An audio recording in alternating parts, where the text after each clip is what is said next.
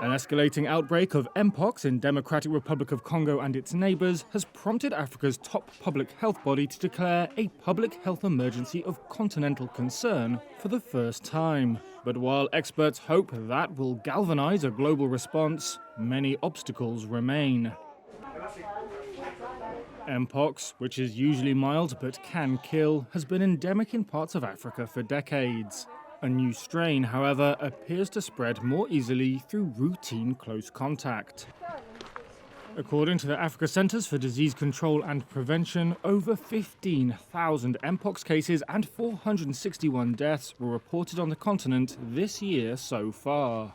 That's a 160% increase from the same period last year.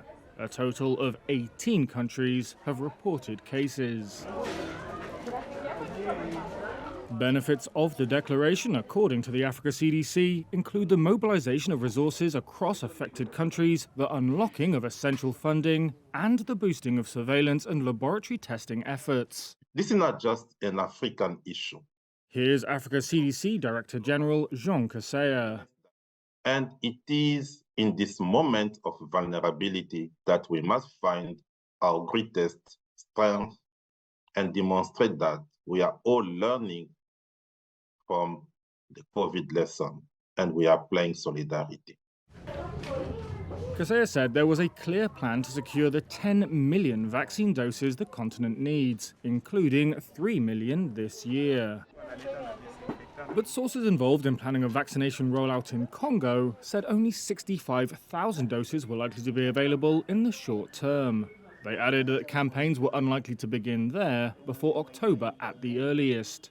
That's on a continent where health facilities and humanitarian funds are already stretched by conflict and outbreaks of diseases like measles and cholera.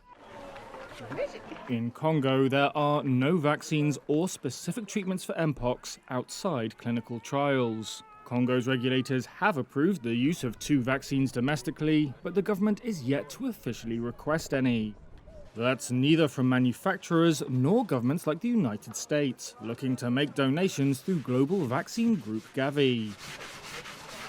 Speaking at an Africa CDC briefing, clinical diseases epidemiologist Salim Abdul Karim warned that tracing the spread of Mpox is also difficult, as it can often be mild.